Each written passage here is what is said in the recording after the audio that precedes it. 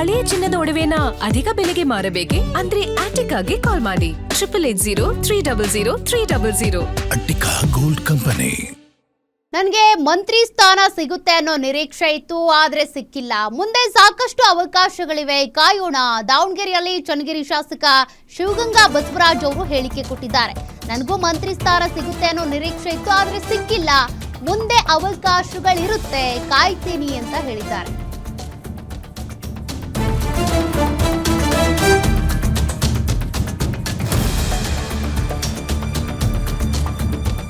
ಜಾತಿವಾರು ಆದ್ಯತೆ ನೀಡೋದಕ್ಕೆ ಬಸವಂತಪ್ಪಗೆ ಕೊಟ್ಟಿದ್ದಾರೆ.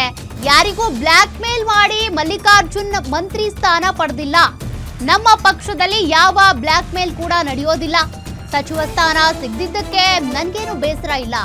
ನಾನು ಶಿವನ ಮುಂದೆ ಇರೋ ಬಸವ ಅಂತ ಹೇಳಿದ್ದೆ. ನಾನು ಸಿಎಂ ಅವರ ಮನೆ ಮಗ ಇದ್ದಂತೆ. ಮುಂದೆ ಅವಕಾಶ ಸಿಗುತ್ತೆ. ದಾವಣಗೆರೆಯಲ್ಲಿ ಶಾಸಕ ಶಿವಗಂಗಾ ಬಸವರಾಜ್ ಅವರು ಹೇಳಿಕೆ ಕೊಟ್ಟಿದ್ದಾರೆ. ಮಂತ್ರಿ ಸ್ಥಾನ ಸಿಗುತ್ತೆ ಅನ್ಕೊಂಡಿದ್ದೆ, ಸಿಗ್ಲಿಲ್ಲ, ಬೇಸರನೂ ಇದೆ, ಆದ್ರೆ ಮುಂದೆ ಅವಕಾಶಗಳು ಸಿಗುತ್ತೆ, ಕಾಯ್ಬೇಕು ಅಂತೇಳಿ ಮಾತನಾಡಿದ್ದಾರೆ. ಹೈಕಮಾಂಡ್ ಒಂದು ತೀರ್ಮಾನ ಮಾಡಬೇಕಾಗ್ತದೆ.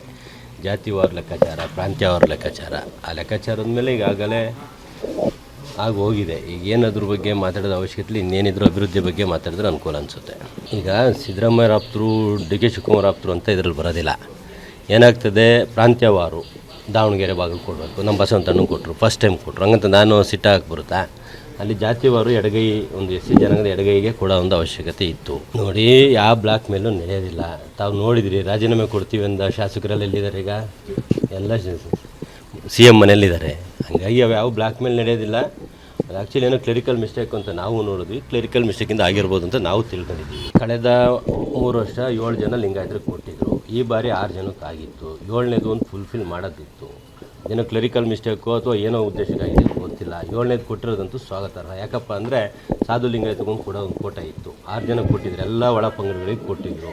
ಸಾಧು ಸಮಾಜ ಮಧ್ಯ ಕರ್ನಾಟಕದಲ್ಲಿ ಭಾಳಷ್ಟು ಇರೋದ್ರಿಂದ ಅವ್ರಿಗೊಂದು ಕೂಡ ಅವಕಾಶ ಇತ್ತು. ಅದು ಕೈ ತಪ್ಪಿತ್ತು. ಅದನ್ನು ಮನಗಂಡೇ ಬದಲಾವಣೆ ಮಾಡಿರ್ಬೋದು. ಮುಖ್ಯಮಂತ್ರಿ ನಾನೇ ಅಂತೀನಲ್ಲ, ಅದಕ್ಕಿಂತ ದೊಡ್ಡದು ಯಾರಿದೆ? ರೈತ ಕೋಟ ಕೇಳಿದ್ದೆ, ರೈತರು ಕೋಟ ಕೇಳಿದ್ದೆ. ನಾನು ಎಲ್ಲೂ ಜಾತಿವಾರು ಕೇಳಿದ್ದಿಲ್ಲ, ಜಿಲ್ಲಾ ಕೋಟನೂ ಕೇಳಿರಲಿಲ್ಲ. ಜಾತಿವಾರು ಕೋಟನು ಬಸವಂತಣ್ಣ ಕೊಟ್ಟರೆ, ಜಿಲ್ಲಾ ಕೋಟನು ಎಸ್ ಮಲ್ಲಿಕಾರ್ಜುನ್ ಅವ್ರಿಗೆ ಕೊಟ್ಟಿದ್ದಾರೆ. ಹಂಗಾಗಿ ಅವೆರಡು ಕೋಟನ ಕೇಳಿರಲಿಲ್ಲ, ಅದು ಕರೆಕ್ಟಾಗಿ ಫುಲ್ಫಿಲ್ ಆಗಿದೆ. ನಾನು ರೈತ ಕೋಟ ಕೇಳಿದ್ದೆ. ಮುಂದೆ ಅವಕಾಶಗಳಿದೆ. ಇನ್ನು 1ನೇ ಬಾರಿ ಶಾಸಕ ಇದ್ದೀನಿ. ಇನ್ನು ಮುಂದಿನ ಬಾರಿ ಗೆಲ್ಲಬೇಕು. ಗೆಲ್ಲಕ್ಕೆ ಏನು ಬೇಕು? ಅನುದಾನ ಕೊಟ್ಟರು ಸಾಕು. ಯಾವುದೇ ಹುದ್ದೆ ಬೇಡ, ಅನುದಾನ ಬೇಕೀಗ. ರಾಜಕೀಯ ಕಾರ್ಯದರ್ಶಿ ಆದರೂ ಆಗ್ತೀರಿ ಕೊಟ್ಟರು ಏನು ಕೊಟ್ಟರು ನಿಭಾಯಿಸ್ತೀವಿ. ನಮ್ಮ ಮಂತ್ರಿನೇ ನಿಭಾಯಿಸ್ತೀನಿ ಅಂತ ಅಂದಮೇಲೆ ರಾಜಕೀಯ ಕಾರ್ಯದರ್ಶಿ ನಿಭಾಯಿಸಿದೆ ಅಂತ ಅದೇನು ಕೊಟ್ಟರು ನಿಭಾಯಿಸ್ತೀವಿ. ಇಲ್ಲಪ್ಪ, ನಾನು ಏನು ಕೇಳೋದಿಲ್ಲ. ನಾನು ಹೇಳಿದ್ನಲ್ಲ, ಅವ್ರ ಮನೆ ಮಗ ನಾನು. ಶಿವನ ಮುಂದಿರೋ ಬಸವ ಅಂತ ಹೇಳಿದ್ದೀನಿ, ಅವ್ರ ಮನೆ ಮಗ ಅಂತ ಹೇಳಿದ್ದೀನಿ, ನಾನೇ ಮುಖ್ಯಮಂತ್ರಿ ಅಂತ ಹೇಳಿದ್ದೀನಿ. ಅದಕ್ಕಿಂತ ದೊಡ್ಡ ಹುದ್ದೆ ಯಾವುದೂ ಸಿಗಲ್ಲ. ತಗೊಂಡ್ರೆ ಎಲ್ಲ ಸಣ್ಣ ಹುದ್ದೆ ತಗೋಬೇಕು. ಅವಶ್ಯಕತೆ ಬರಲ್ಲ ಅನ್ಸುತ್ತೆ ತಗೊಳ್ಳೋದು. ಅಲ್ಲ, ಶಿವ ಆಶೀರ್ವಾದ ಮಾಡಿಲ್ಲ ಸರ್. ಮನೆ ಮಗಂಗೆ ಯಾವಾಗಲೂ ಆಶೀರ್ವಾದ ಇದ್ದೇ ಇರುತ್ತಲ್ಲ.